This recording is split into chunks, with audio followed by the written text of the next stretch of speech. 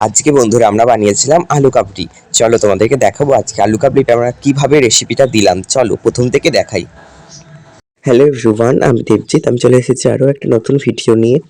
দেখতেই পাচ্ছ আমাদের ঘরের সামনেটা একটু ঝাড় দিচ্ছি, কারণ দুপুরে আমি রান্না করেছিলাম তারপর আর নাতা দেওয়া হয়নি, তাই এখন আমি একটু ঝাড় দিয়ে দিচ্ছি, পরিষ্কার করে নিচ্ছি আসলে। আর আমাদের ঘরের ওপরটা দেখতেই পাচ্ছ, কদিন পর বলছে জল হবে, জানি না উঠোনটার কি অবস্থা।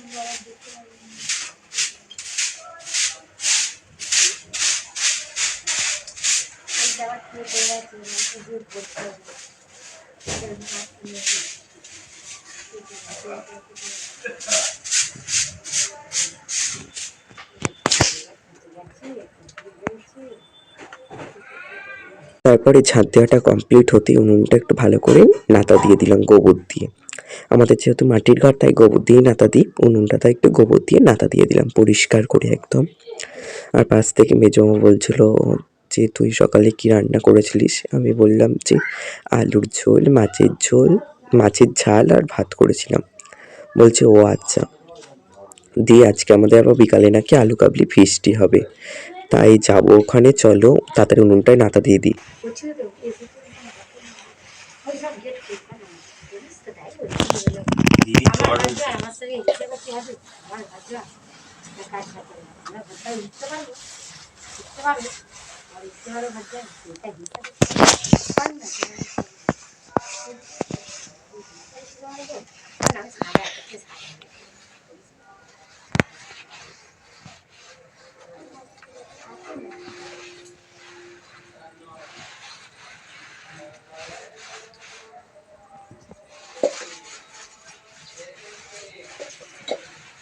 দিয়ে উনুনটা নাতা দেওয়া কমপ্লিট হতেই আমি হাত ধুতে চলে গেলাম কলতলায়।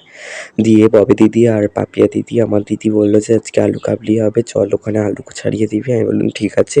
আমি মাঠ থেকে যে আলুগুলো কুড়িয়ে নিয়ে গিয়েছিলাম, যে দিচ্ছি, দিয়ে আলু কাবলি করবি। বললো আচ্ছা ঠিক আছে, আলুগুলো নিয়ে আয়। তারপর আমি আলুগুলো নেওয়ার জন্য আগে প্রথম হাত ধুয়ে নিলাম কলতলায়। তারপর আমি গিয়েছিলাম মাঠ থেকে আলু কুড়িয়ে ভালো করে আলুগুলোকে ধুয়ে নিয়েছি। এই আলুগুলো দিয়ে আজকে আলু কাবলি করবো। চলো তোমাদেরকে আমি ফুল রেসিপিটা দেবো, তাই স্কিপ না করে গোটা ভিডিওটা সবাই দেখতে থাকো। আর আলুগুলোকে পুরো এরকম সাইজের কাটতে হবে। চলো সব আলুগুলো আমরা কেটে নিয়ে আসছি। আলুগুলো সব ধুয়ে দিয়ে এলাম, দিদিরা কাটছে। আমি আমার ঘরে তরকারির জন্য আলু কাবলি বসাবো, এই আলু তরকারি বসাবো বলে আলুগুলো কেটে নিচ্ছি। এই রেসিপিটা দিইনি আজকে, আর ওখানে রেসিপিটা দেবো তোমাদেরকে। তা ওখানে রেসিপিটাও বেশি তুলতে পারিনি, কারণ আমি তো এখানে ভিডিও করতে এসেছিলাম আমাদের। এবার আমি আমাদের দুয়ারটায় বসে বসে আলু কুটে নিচ্ছি। আর ওইদিকে দেখতে পাচ্ছ দাদারা ঘর করে নিয়েছে আমাদের ঘরটা ভেঙে। কি আর করবো, কিছু বলতে পারলাম না। আমাদের কথা কোনো শোনা হয়নি, কারণ জায়গা ভাগ হয়নি বলে। যে যেখানে পারলো ঘর করে নিল। আমরা এরকম ঘরেই রয়েছি এখনো পর্যন্ত। কিচ্ছু মানে স্বাভাবিকভাবে কিছু হয়নি এখনো পর্যন্ত। এবার টপ টপ করে আলুগুলো কেটে নিয়ে আমাদেরও তরকারি বসাতে হবে, যে আলু কাবলি খাবো ওখানে গিয়ে। তো মানে কি বলবো বন্ধুরা, খুব কষ্টে রয়েছি। যা হোক করে, জানি না কবে একটা ঘর বানাতে পারবো। তোমরা প্লিজ আমাকে একটু সাপোর্ট করো। দেখো আলু কাবলির আলুটা সেদ্ধ চলছে উনুনে।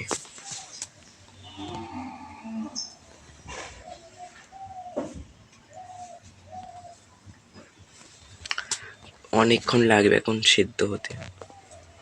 দিয়ে আলু তরকারি বসানো হয়ে যাওয়ার পর আমি আবার চলে এসেছি এখানে আলু কাবলি। দেখলেই তো উনুনের মধ্যে আলু সেদ্ধ হচ্ছে।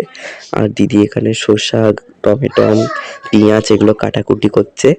আর আমি লাস্টে পেঁয়াজটা কেটেছিলাম, সেটা হয়তো ভিডিও দেখাতে পারিনি।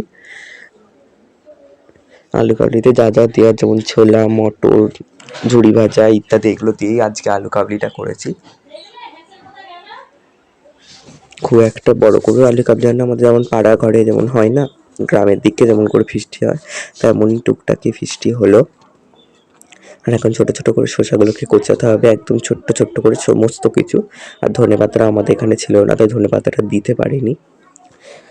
তাও অনেকটাই মানে সফলতা বলছি, মানে অনেকটাই দিয়েছি ধনেপাতা, ধনে গুঁড়োটা দিয়েছি, ধনেপাতা পাইনি।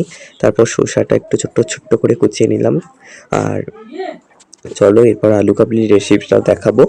আর এখানে শসাটা তখন কোচাক। ফাইনালি সমস্ত কিছুই মানে তৈরি করা হয়ে গেছে। এবার কলাপাতা কেটে নিয়ে চলে এসেছি, ছোটো ছোটো করে কাটাও হয়ে গেছে। এখন আলু কাবলিটা মাখা হচ্ছে খুব ভালো করে। নানা রকম জিনিস দিয়েছি যেগুলো আলু কাবলিতে দিতে হয়, ছোলা, মটর, আলু, ধনে গুঁড়ো, জিরে গুঁড়ো আর শুকনো লঙ্কা গুঁড়ো আর একটু কাশ্মীরি লঙ্কা গুঁড়ো দিয়ে তেঁতুল জল দিয়ে ভালো করে চকুটে মাখতে হবে। তার সাথে ঝুরি ভাজা, চানাচুর সমস্ত কিছুই দিয়ে সমস্ত রকম ভালোভাবে মেখে আর এখন আমরা খাওয়া স্টার্ট করে দিচ্ছি। সবাই মিলে খেয়েছি। ওখানে দিদি বসে, এখানে পাপিয়া দিদি বসে, এখানে আমাকে দেখাতে পারিনি, তারপর লাস্টে দেখালাম। আমি এখন খাচ্ছি। চলো ভিডিওটি আজকে এখানেই রাখছি।